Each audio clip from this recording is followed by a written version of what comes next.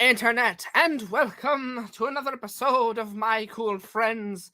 If this is your first time joining us, let me say hello. How are you? We go live every Friday at 8:30 p.m. Eastern Standard Time. Everything's backwards for me. And let me just say, I'm very excited about this. This is a special episode. This is an analytical episode. We're gonna be going over one of my very favorite episodes of SpongeBob. This is the chocolate bar episode where they go on and they become salesmen. And we're going to be sitting down. We're going to be giving our take. If you're live with us, joining on the discussion, I am super excited to go over this. And this will be a YouTube video afterwards. So if you're watching this on the replay, hello. Hello from the past. How are you? So in this episode, like the setup is basically that they see Squidward's mail and they see a magazine in his mailbox, and they see a whole bunch of like rich people who are like extremely wealthy and extremely fancy, and they ask like Squidward, like, how do people afford all that stuff? And he says, like, I don't know, they're entrepreneurs, like they sell people stuff. Like, what kind of stuff? Like, how should I know? Things that people want to buy. It's like, hey Patrick, I know, we'll become entrepreneurs, we'll sell things. Like, but what do we sell? Like, we'll sell chocolate bars. Everyone loves chocolate bars. And so in like the plot line of this episode is that they become door-to-door salesmen selling people chocolate bars. And within this episode, I'm not going to go over every single interaction in its entirety. I should make a part 2 to this. But I want to go over one interaction specifically that takes place in this episode. So this is how it starts off with, where they have like 2 fistfuls of chocolate bars, and at one of the houses that they interact with, a gentleman walks up to them and says, "Hey, you know what would really like help you guys out? You should have one of my candy bar bags." And it shows in this picture, like, hey, each candy bar, like each of these bags is specifically for each candy bar, so it keeps them all nice and cradled, like just for each bag. So like, oh man, like, we want to be professional salesmen, we're going to need this. Like, oh no, like, but you guys don't need this. Like, no, we need it.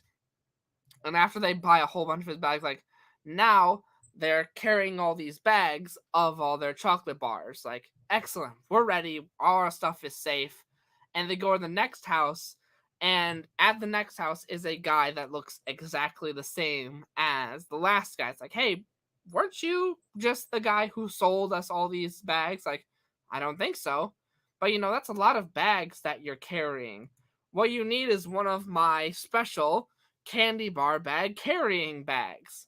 And so within this, like, hey, like, we are having trouble like carrying all these bags. Like, we could use one of these. And so then after this is what they look like now, with like carrying a huge bag full of other bags. And so then a few houses later, they come across this gentleman. Now in his story, like, he has like I have to look at the meme again, like, because he has become a meme that's like every morning his bones break, but he affords his medical bills by selling chocolate bars. And so he sells both of them more chocolate bars in order to have them go door to door and sell these things.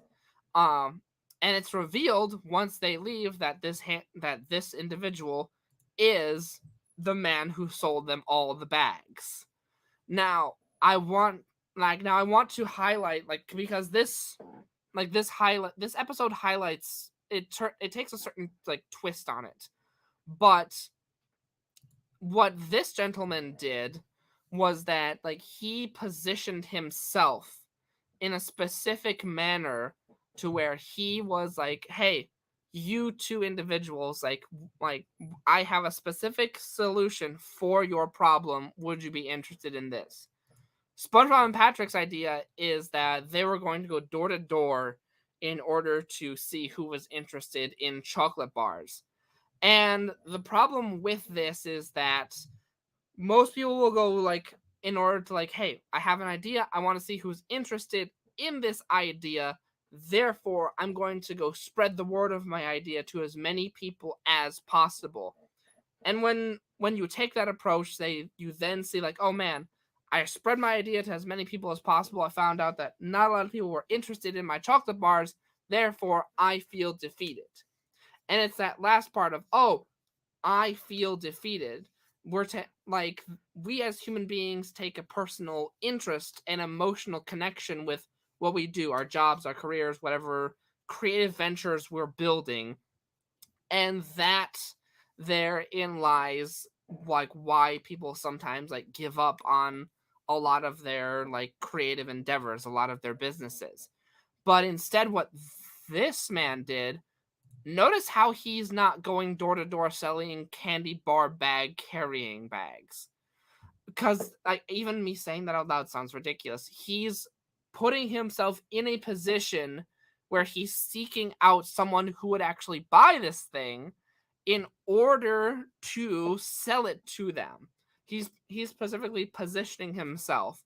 Now the ridiculousness of this show, like, we have to set aside for a moment. Like, how did he like appear in one house and then also appear in another one? The SpongeBob logic, we're going to write that off. But how many times have you like seen ads that like, oh hey, like I saw an ad for this thing and now it feels like my phone is stalking me. Like, that could essentially be the equivalent of like, oh hey, I noticed that this person bought this thing and now I'm getting an ad for these other things. There was a trick that I will try on occasion in order to like get targeted, that there is something called a Facebook pixel. A lot of places will have it installed on their website. And when you act as if you're going to purchase something, like go to Amazon right now and try this. Like, act as if you're going to purchase something from Amazon and have it be something as if you like don't usually buy. And act as if you're going to buy it, like have your mouse hover over the buy button and then close the page. Essentially, that's bouncing. And once you do that, you're going to notice that immediately on your Facebook page, you're going to see ads for that thing or for similar things of that. And that's essentially what this candy bar man salesman has done. Like, he has noticed like, oh hey, these guys wanted my first thing and now I have sold them my second thing. Now, the problem with this, and like the episode paints him as like the evil individual, and you could make that argument that like, hey, why didn't you just sell them the big bags in the first place? And that's a valid question. Like, why didn't you just sell them the big bags in the first place? Because when you sell someone something, like when you sell them like your first product, you want them to keep buying from you. And so you don't want it to feel like, oh hey, my first purchase was invalid unless I buy from him again. And if you were in this position, like, screenshot this right now if you would. Like, if you were here, you don't want to feel like, oh hey, like my candy bar bags aren't useful unless I buy his bigger bag. Like, you don't want that sort of feeling. You want people to feel full and fulfilled so that they can keep purchasing from you. Because we haven't got, like, essentially, like, this is a 30-minute episode, but you want SpongeBob and Patrick to actually get a financial win, like get some sales, like get some sort of actual like sales with their candy bar bags before they come back to this man in order to sell more candy bar bags, like in order to purchase more candy bar bags. And that might be where this episode where this man is actually painted in a bad light, because we can't say that they sold anything because of what they purchased from this man. What this episode ends up being is that they're stalked by a man who's obsessed with chocolate, and then he buys out all of their chocolate bars. But that is something that is like, that we can't ever replicate. We can't replicate someone like purchasing all of our inventory. But what we do want to take away is that like this gentleman, like he like essentially retargeted them. It's like, hey, would you like to buy from me again?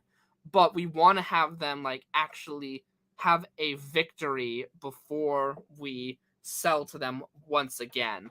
And so I want to hear your guys' take on this. Like, it like number one, is this man painted in a good light? Do you see him painted in a good light? Do you see him painted in a bad light? And number two, do you see SpongeBob and Patrick as good salesmen in this episode? So leave your thoughts down in the comment section, whether you are part of the live or you are part of the YouTube replay. And as always, my friends, I look forward to next week's episode. And enjoy your weekend, and remember to stay safe and stay healthy.